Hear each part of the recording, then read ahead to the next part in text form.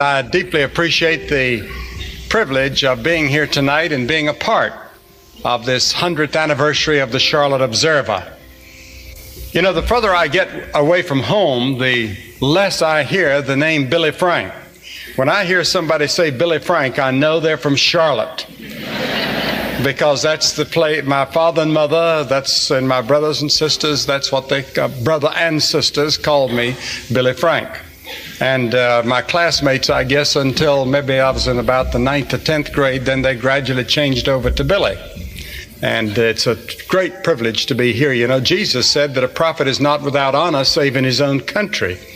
And if you're invited by the Charlotte Observer back to Charlotte, that in itself is a great honor.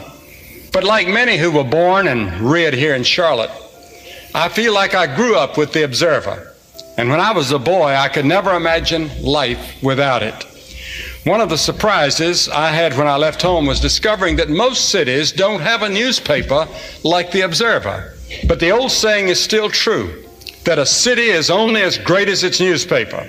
And the dynamic growth and the enormous social and economic changes in this city are testimony to that fact.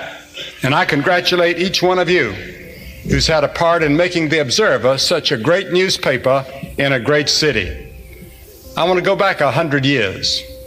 1886 was a memorable year for America.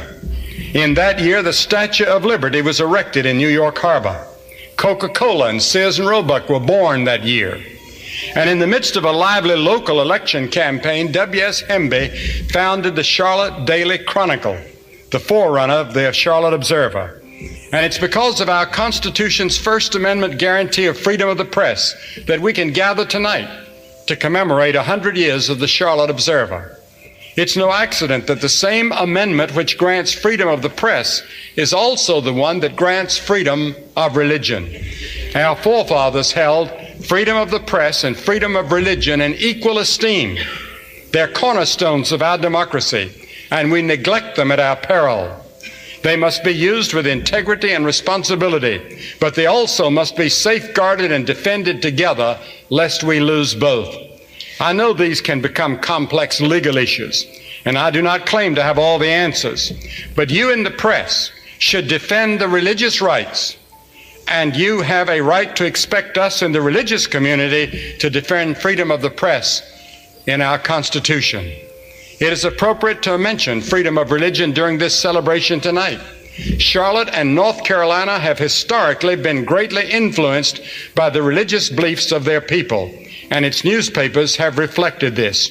Charlotte was once known as the most church-going city in the United States and even in the world, and was proud of it. Religion was quick to arrive in the colony of North Carolina.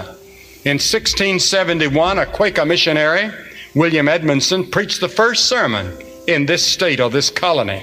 By 1730, immigrants were swarming across the Atlantic. A large number of these were Scotch-Irish Presbyterians who settled eventually in this area, and their part in being the first to speak out for American independence through the famous Mecklenburg Declaration of Independence that is known to all of you.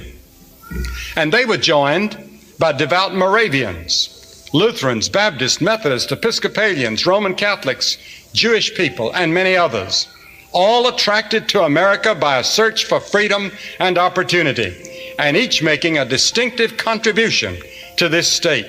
The pioneers of North Carolina took their faith in God seriously.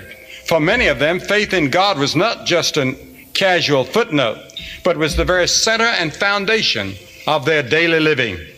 They knew that material prosperity is not enough, and that without Christ in our hearts, our lives are empty and without real meaning.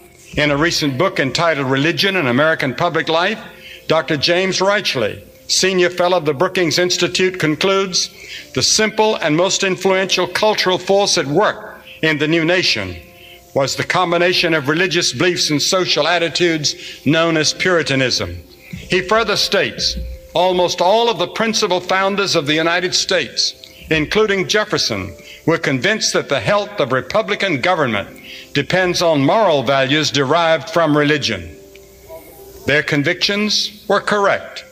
Almost every major American social movement in the 18th and 19th centuries were directly influenced by the evangelical revivals which swept the young nation from the Great Awakening onward.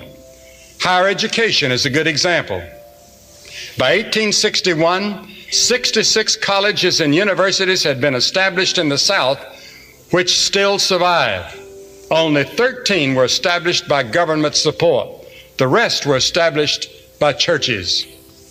In a secular materialistic age, which frantically but unsuccessfully searches for lasting happiness and security, we need to turn back to the sturdy faith and commitment of our forefathers, a commitment to the God who loves us and whose word alone gives us stability in the midst of an uncertain world.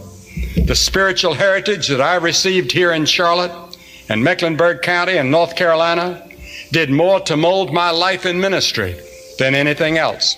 I was reared in the Chalmers Memorial Associate Reformed Presbyterian Church on East Boulevard. Our church did not put very much emphasis on what was termed in those days revival meetings.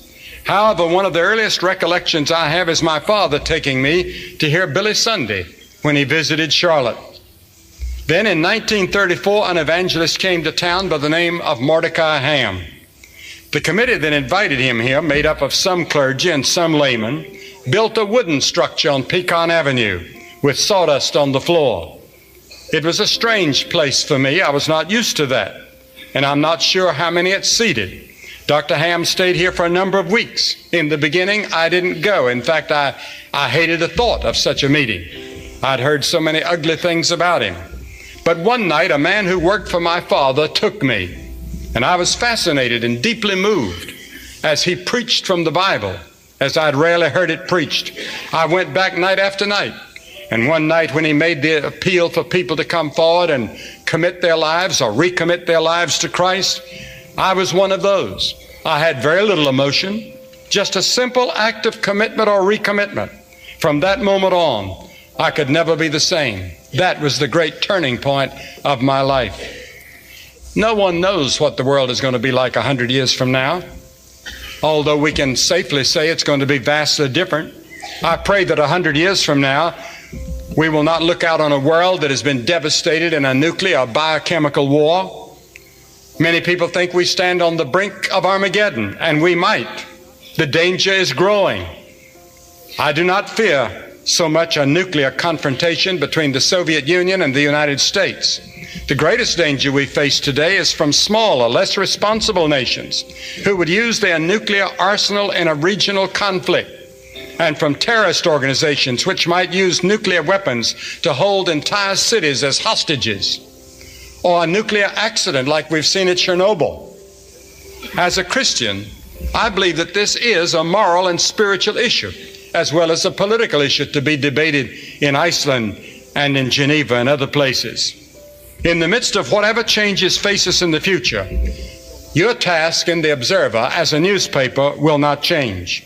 Your task is still, as I see it, twofold: to inform, second, to influence our society for good.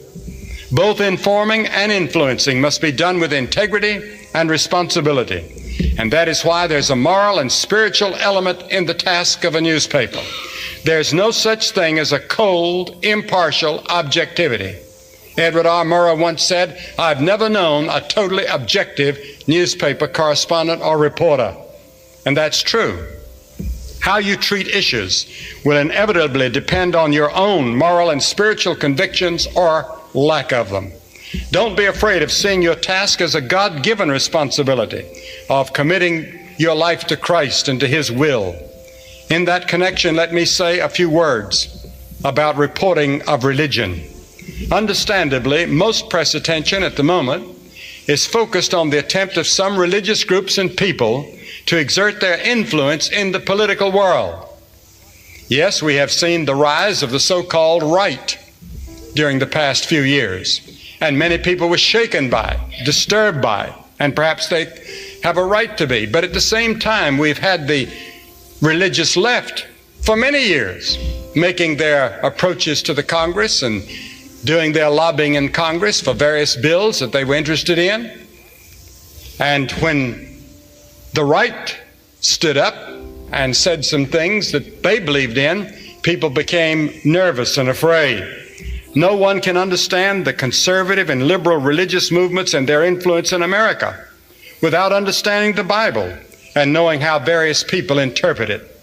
At our conference for itinerant evangelists this past summer in Amsterdam, George Gallup was one of our speakers, and he stated that religious belief often has more to do with behavior than culture, race, education, gender, or economic levels. And he said there's a rising tide of religion in the world and a return to faith. A majority of Americans are interested in spiritual things.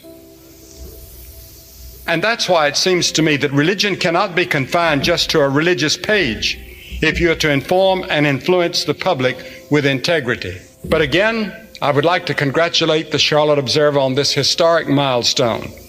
Newspapers are not as numerous as they once were, but the printed word will always be more powerful and lasting in its effect than the spoken word. And on the 100th anniversary, the Charlotte Observer stands, in my judgment, as a testimony to that truth. May its next 100 years see it, and Charlotte, and Mecklenburg, and North Carolina prosper in even better ways. But I remember that Sir Winston Churchill was invited to address the students at Harrow, where he had gone to school. He was now an old man, and he had retired as Prime Minister of Britain. And the headmaster told the young people to bring their pencils and their notebooks to record what Britain's greatest man of the century, a peerless master of the English prose, would say. He's going to say something memorable, he said, and you don't want to miss it. The moment they waited for came, and the old warrior rose to his feet slowly, looked out over the audience, and spoke these words: "Never give up. Never give up. Never, never, never." And sat down. That was his speech. Thank you, and God bless you.